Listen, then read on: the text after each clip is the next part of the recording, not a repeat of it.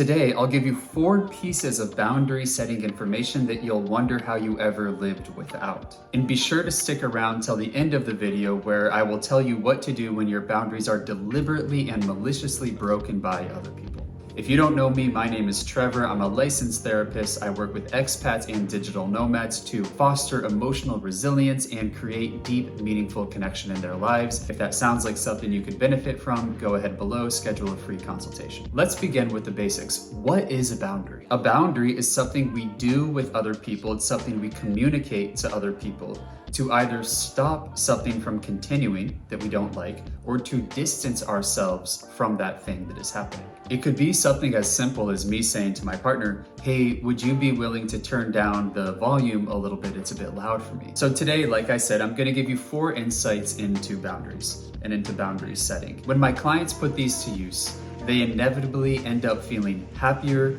more energized, and more available to the people that they care about. So let's dive right in. Number 1, you're not gonna know where your boundary is until it has been crossed. In other words, my advice to you is to expect your boundary to be broken, expect your boundary to be crossed, because that's what signals to you, that's what informs you of where and what your boundary is. I think this point is important because if you want to know where all your boundaries are ahead of time so that you're never surprised, so that you're never caught off guard, I think you're going to end up pretty disappointed.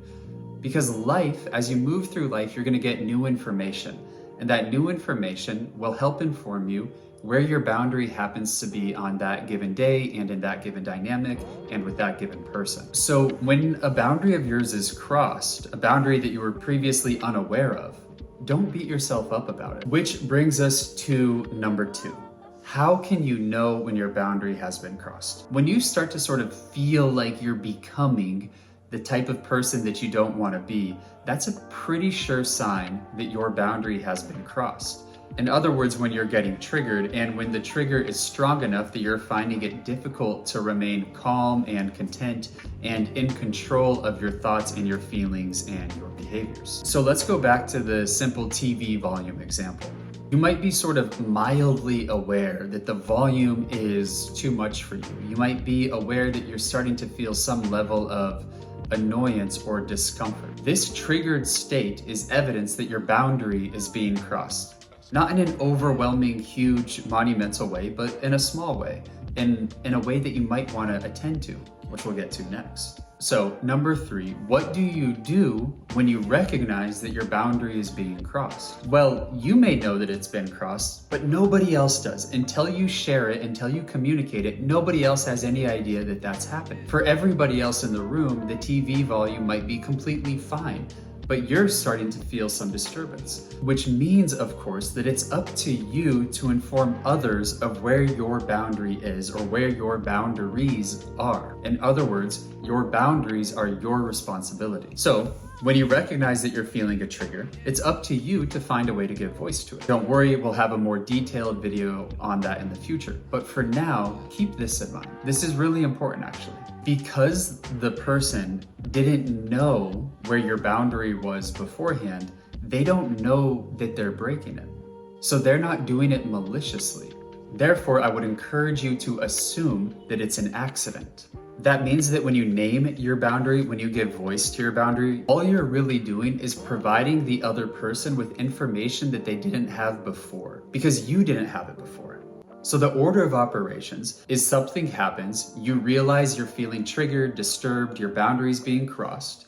That gives you the information that you need to then find a way to communicate to the other person or people involved in the situation. So it's just an information train, one that starts in here and that you find a way to communicate so that it goes out there. But what if, after giving them the information about your boundary, they don't change their behavior? What if they continue to knowingly and intentionally break your boundary? Well, that, my friends, is malicious. That is active boundary violation. And if you're like most people at that point, you're probably gonna be pretty pissed off.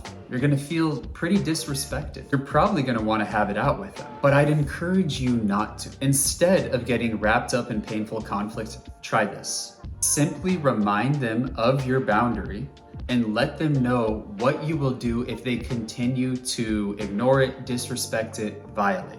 This isn't about control. This isn't some sort of manipulation or emotional blackmail on your part. It's simply you letting them know that you have a limit and you're not going to just sit there and let your boundary be endlessly violated.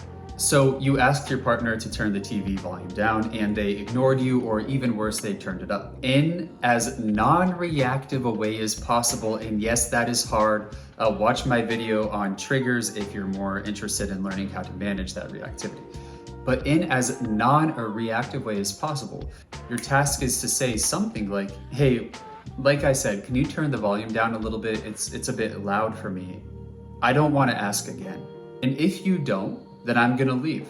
I'm gonna go to my room, I'm gonna go outside, I'm gonna go home, I'm gonna go do something else, I'm gonna go spend time with my friends, whatever it is, but you let them know that you're not gonna continue to subject yourself to their boundary violating behavior. You're not gonna get into a big fight or to-do with them, but if they don't respect the requests you've made, then you're gonna take care of yourself in whatever way that looks like for you, which is probably gonna look like some form of distance taking. The critical part to this, of course, is that if they continue their boundary violating behavior, that you follow through with what you said that you would do.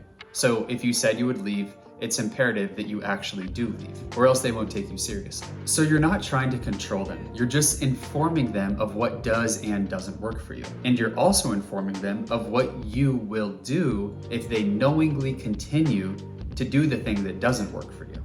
Guys, you have a right to your boundaries. Your self-care and your emotional well-being is incredibly important. In fact, the better job you do at taking care of yourself, the more present and available you're going to be able to be for the people that you love. And assuming that you communicate your boundaries clearly and kindly, then you should certainly 100% expect that other people treat your boundaries with respect and that they abide by them. If you keep these 4 things in mind, I'm pretty confident that you're well on your way to becoming a boundary setting expert. Now, if you know that you could use boundaries perhaps in many parts of your life, but you're completely overwhelmed at the prospect of even beginning, we're in luck because I recently made a video that speaks to just that, which you can click here. If this content was at all up your alley, it would make my day if you would give it a little bit of a like, maybe a subscribe, a comment, and or even share it with somebody who you know might be able to benefit from it. It's been a pleasure. Thank you for your time. Take good care, and I will see you in the next video. Cheers.